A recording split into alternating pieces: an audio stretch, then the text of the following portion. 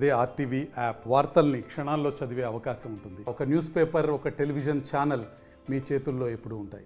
నిన్నటి బడ్జెట్, కేంద్ర ప్రభుత్వం పెట్టిన బడ్జెట్లో తెలంగాణకి తీవ్రమైన అన్యాయం జరిగిందని చెప్పి ఈ సందర్భంగా మీకు తెలియజేస్తా ఉన్నాను.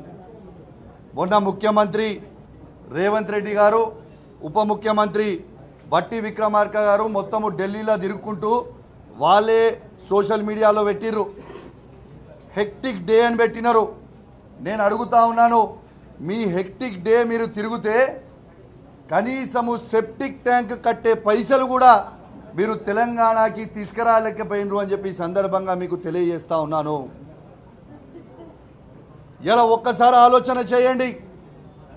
ఇవాళ పక్కకున్న ఆంధ్రాకి 15,000 కోట్ల రూపాయలు ఇవాళ తీసుకొని వచ్చిండ్రు. ఇలా తెలంగాణకి ₹1 కూడా ఇవ్వకపోవడం చాలా చాలా బాధాకరం అని చెప్పి ఈ సందర్భంగా తెలియజేస్తా ఉన్నాను. ఇలా తెలంగాణలో 8 సీట్లు బీజేపీ పార్టీకి, 8 సీట్లు కాంగ్రెస్ పార్టీకి ఇస్తే ఇలా 0 బడ్జెట్ తెలంగాణకి తీసుకొచ్చిరని చెప్పి కూడా ఈ సందర్భంగా తెలియజేస్తా ఉన్నాను. నేను ఒకటే అడుగుతున్నా ఈ కాంగ్రెస్ పార్టీ ఎంపీలని, నిన్న పంజాబ్లో ఉన్న ఆప్ ఎంపీలు వాళ్ళ రాష్ట్రానికి నిధులు ఇవ్వకపోతే నిన్న అక్కడనే నిరసన తెలిపిర్రు. మరి తెలంగాణలో ఉన్న కాంగ్రెస్ ఎంపీలు కావచ్చు, బీజేపీ ఎంపీలు కావచ్చు, ఎక్కడ అనుకున్నారని నేను అడుగుతా ఉన్నాను. మీరు ఎందుకు నిరసన తెలపలేదని నేను అడుగుతా ఉన్నాను. ఇవాళ మీరు అందరు కూడా ఆలోచించాల్సిన అవసరం ఉంది. తెలంగాణ ప్రజల్లారా ఒక్కసారి మీరు ఆలోచన చేయండి. తెలంగాణకి శ్రీరామ రక్షణ అంటేనే కేసీఆర్ ఒక్కడే. ఒక్కసారి ఆలోచన చేయండి. బీజేపీ పార్టీకి 8 సీట్లు, కాంగ్రెస్ పార్టీకి 8 సీట్లు, బీఆర్ఎస్ పార్టీకి 0 సీట్లు ఇస్తే ఇలా బడ్జెట్ కూడా 0 వచ్చింది తెలంగాణకి. మీరు ఒక్కసారి ఆలోచన చేయండి అని మీ అందరు కూడా విజ్ఞప్తి చేస్తూ ఉన్నాను.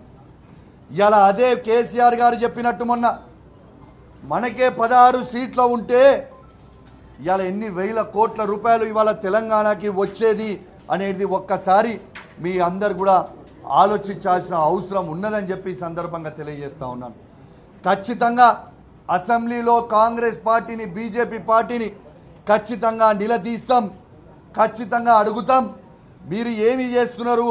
ఇప్పటికైనా మీరు మేల్కోండి, ఈ డ్రామాలు చేసుడు బంద్ చేయండి, తెలంగాణ కోసం కొట్లాడండి.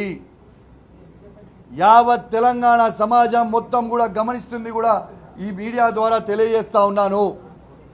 ఖచ్చితంగా ఇప్పుడు ఈ అసెంబ్లీ సెషన్లో ఈ బడ్జెట్తో పాటు ఖచ్చితంగా కాంగ్రెస్ పార్టీ ముఖ్యమంత్రి రేవంత్ రెడ్డి గారు ఇచ్చిన 6 గ్యారంటీల మీద ఖచ్చితంగా ప్రశ్నిస్తాం, నిలదీస్తాం, అడుగుతాం. ప్రజలకు ఎట్లియ్యారో అడుగుతాం. రుణమాఫీ చేసిరని చెప్తుర్రు, ఎంత సిగ్గు లేకుండా చెప్తుర్రు అంటే పేపర్ యాడ్లు ఇచ్చిర్రు. మీరు చెప్పింది ఏంటిది? ఏకకాలంలో రుణమాఫీ చేస్తాము 2 లక్షల రూపాయలు అని చెప్పింది మీరా కాదా? ఒక్కసారి చెప్పండి.